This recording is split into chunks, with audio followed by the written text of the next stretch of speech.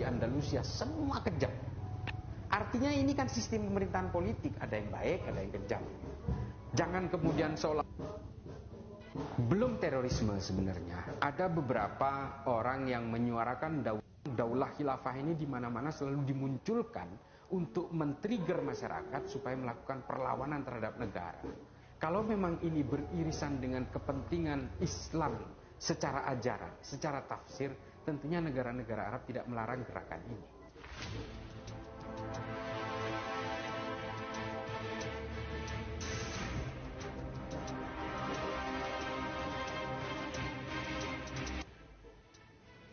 Belum terorisme sebenarnya. Ada beberapa orang yang menyuarakan daulah khilafah itu memilih jalur normatif, mendirikan partai politik misalnya.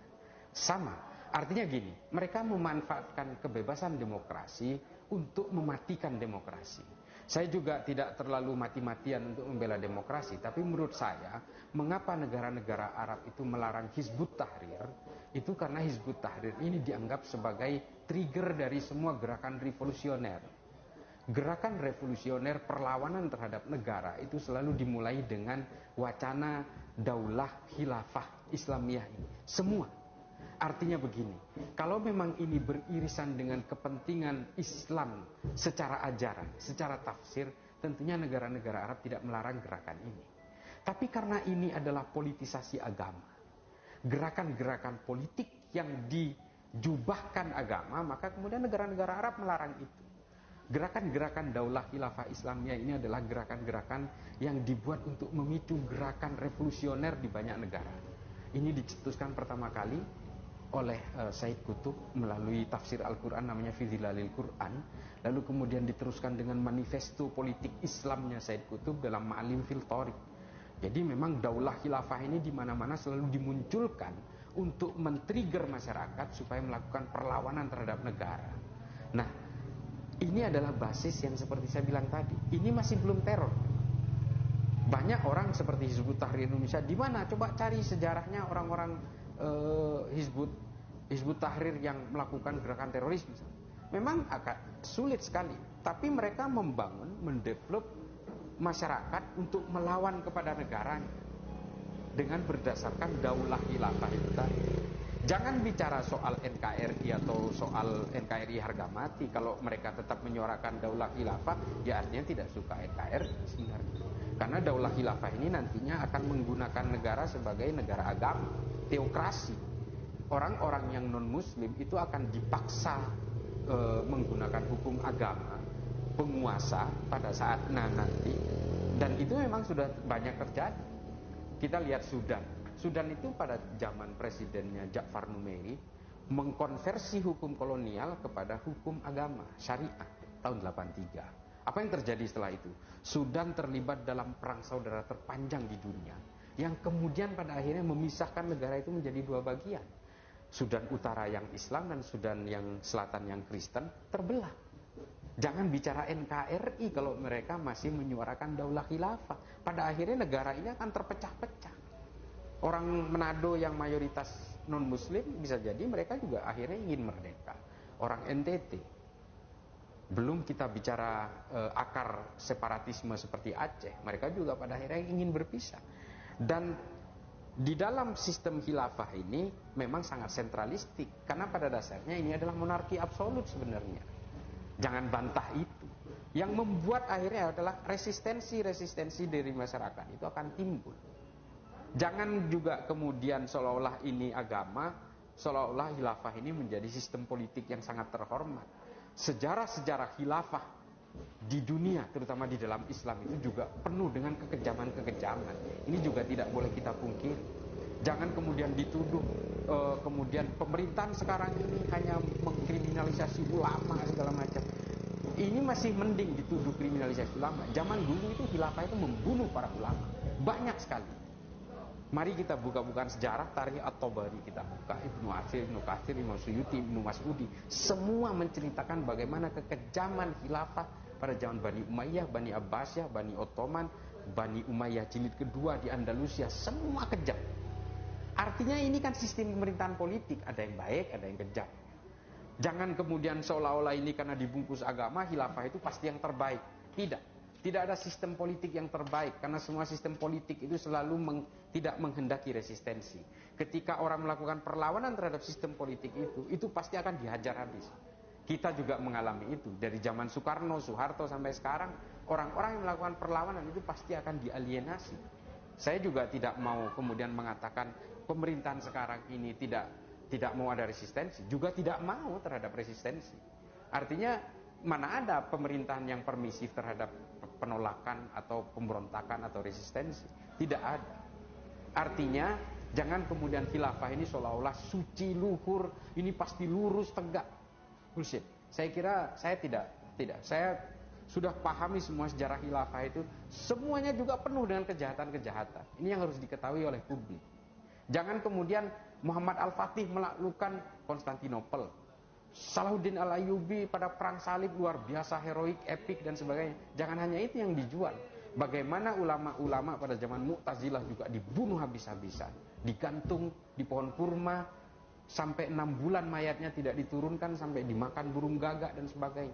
Bagaimana cicitnya Sayyidina Ali dipenggal lehernya, ditaruh di tempat penampungan air, dan kepalanya digelindingkan. Luar biasa. Ketika di Cordoba, khalifah di Cordoba itu menganggap ada 300 ulama dari Toledo akan melakukan pemberontakan terhadap kekuasaan dirinya. Dia dibakar, disalib di pinggiran sungai Guadalquivir. Ulama semua itu, sesama Islam. Dan bagaimana kisah-kisah tentang perang Jamal, perang Siffin di dalam Islam, yang memfitnah satu sama lain sesama umat Islam, hanya ingin tujuannya politik. Bagaimana Sayyidina Utsman dibunuh, bagaimana Sayyidina Ali juga dibunuh, bagaimana Sayyidina Husain dipenggal, lehernya ditancapkan ke ujung pedang dan diarak di jalanan di Damaskus. Ini sejarah-sejarah kelam yang harus kita ketahui, bahwa khilafah ini persoalan ideologi politik, tidak ada lagi. Dan politik itu memang selalu menggunakan agama supaya kejahatannya itu selalu terlihat terhormat. Ini biasa. Jadi ini kan apalagi di zaman modern ya, politisasi agama ini kan cara murah dan cepat untuk memperoleh dukungan elektoral. Ini memang seperti itu. Ini kan biayanya murah ini. Kalau pakai agama kan semuanya orang merem. Jangan kan itu ya.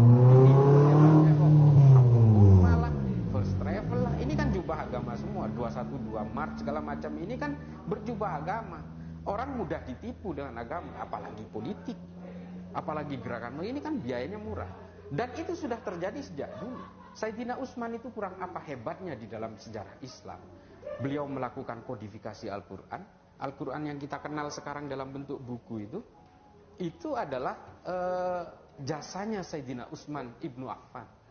Luar biasa. Tapi apa yang terjadi? Gara-gara politik, dia dikepung rumahnya, dipenggal lehernya, sampai 3 hari 3 malam jenazahnya tidak boleh dimakamkan, jenazahnya diludahi, usianya 80 tahun. Ini orang-orang Islam semua loh yang ngebunuh dan yang